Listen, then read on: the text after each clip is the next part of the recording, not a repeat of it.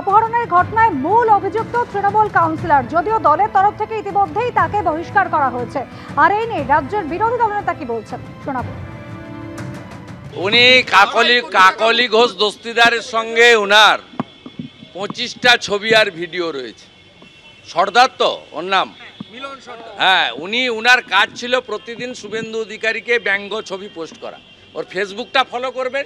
मेरा सफेद तुरंत खुले, भरपूर झाग दे और इसकी स्मार्ट साइंस दे स्मार्ट केयर और फ्रेशनेस। मेरी चॉइस मेरा सफेद।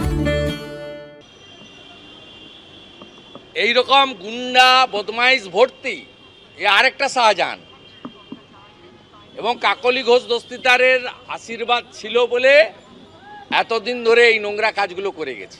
আর এরা সব ছাপ্পা মেরা কাউন্সিলর, এরা মানুষের ভোটে জেতা কাউন্সিলর নয়। হ্যাঁ, ওদের টাকা, তৃণমূল মানে তো টাকা চাই, টাকা টাকা টাকা টাকা। ব্যবসায়ীকে অপহরণের অভিযোগে গ্রেফতার করা হয়েছে ইতিমধ্যে বারাসাতের তৃণমূল কাউন্সিলরকে। ত্রিপুরার এক ব্যবসায়ী, তাকে অপহরণের অভিযোগে কাউন্সিলর সহ 7 জনকে গ্রেফতার করা হয়েছে। আর 2রা সেপ্টেম্বর যে ঘটনা ঘটেছিল সেই ঘটনার জেরে তাকে গ্রেফতার করা হয়েছে। আর এই নিয়ে চাঞ্চল্যকর তথ্য সামনে আসছে। ব্যবসায়ীকে অপহরণের মূল চক্রান্তকারী তৃণমূল কাউন্সিলর মিলন সর্দার এর আগেও ব্যবসায়ীকে অপহরণ করেছিলেন। 2বার অপহরণ এবং তাতে মোট 9 কোটি টাকারও বেশি মুক্তিপণ আদায় হয়েছে, এমনই দাবি সিআইডি সূত্রে। অপরাধ জগতে ঢোকার পর ফুলে ফেপে ওঠে কাউন্সিলরের সম্পত্তি। এমনকি কয়েক মাস আগে 50 লক্ষ টাকা দিয়ে বাড়ি কিনে মেস ভাড়া দেওয়া হয়। বারাসাতে একাধিক জমি রয়েছে তৃণমূল কাউন্সিলরে, এমনই খবর পাওয়া যাচ্ছে। সমীরণ পাল আমাদের প্রতিনিধি রয়েছেন আমাদের সঙ্গে টেলিফোন লাইনে। সমীরণ, অর্থাৎ প্রথমবার নয়, এর আগেও অপরাধের অভিযোগ রয়েছে এই তৃণমূল কাউন্সিলরের বিরুদ্ধে, এমনকি 50 লাখ টাকা দিয়ে তিনি বাড়ি পর্যন্ত কিনেছেন। একেবারে অনুষ্মা, এই গত 2 বছরের রীতিমতো ফুলে ফেপে উঠেছিলেন এই বারাসাত পুরসভার 2 নম্বর ওয়ার্ডের তৃণমূল কাউন্সিলর মিলন সর্দার। কেননা এই ত্রিপুরার এই ব্যবসায়ীকে দুবার 2022 এবং 2023 সালে অপহরণ করা হয় এবং একবার দত্তপুকুরের একটি বাগান বাড়িতে তাকে লুকিয়েও রেখেছিল, এবং তার অন্যতম প্রধান মাস্টার মাইন্ডই ছিলেন মিলন সর্দার। আর এই মুক্তিপণের টাকা বাবদ 2বারে 9 কোটি 25 লক্ষ টাকা পেয়েছিল এরা, এবং তার মধ্যে সিংহভাগই মিলন সর্দার নিয়েছে এমনটাই তদন্তকারীরা জানতে পেরেছে।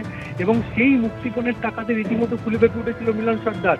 পালপাকুড়িয়া, নিবেদিতা পল্লী সহ একাধিক জায়গায় জমি কিনেছিল। শুধু তাই নয়, 50 লক্ষ টাকা দিয়ে নিবেদিতা পল্লীতে একটি মেস বাড়ি করে নিয়েছেন, এবং অর্থাৎ প্রচুর সম্পত্তি করেছে গত 2 বছরে। এবং এই খবর অর্থাৎ গতকাল বিজয়দাস কলোনি থেকে তাকে গ্রেপ্তার করার খবর ছড়িয়ে পড়ার সঙ্গে সঙ্গে বারাসাত সাংগঠনিক জেলা তৃণমূলের তরফ থেকে তাকে দল থেকে বহিষ্কার করা হয়েছে, এমনটাই জানিয়েছেন জেলা সাংগঠনিক সভাপতি কাকলি ঘোষ দস্তিদার তথা বারাসাত লোকসভার সাংসদ।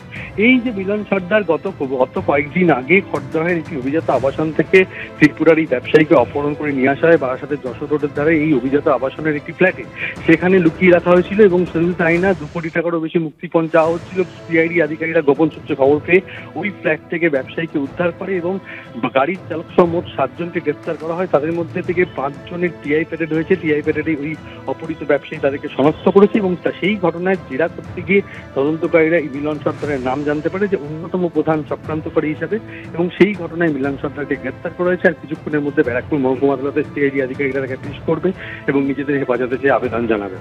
সমীরণ, সঙ্গে থাকো। অর্থাৎ এর আগেও একাধিকবার এরকম অভিযোগ উঠেছে, 2বার তার বিরুদ্ধে অভিযোগ উঠেছে মুক্তিপণ চেয়েছেন তিনি, এবং সেই টাকা দিয়ে প্রচুর সম্পত্তির মালিক হয়েছেন, জমি কিনেছেন, বাড়ি কিনেছেন। 2বার অপহরণে মোট 9 কোটি টাকারও বেশি মুক্তিপণ আদায় করেছেন এই তৃণমূল কাউন্সিলর, যাকে ইতিমধ্যেই দল থেকে বহিষ্কার করা হয়েছে। সিআইডি সূত্রে দাবি যে অপরাধ জগতে ঢোকার পর ফুলে ফেপে উঠেছিল কাউন্সিলরের সম্পত্তি।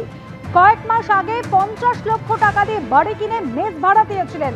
একাধিক জমি রয়েছে, তার বাড়ি রয়েছে এই তৃণমূল কাউন্সিলরে।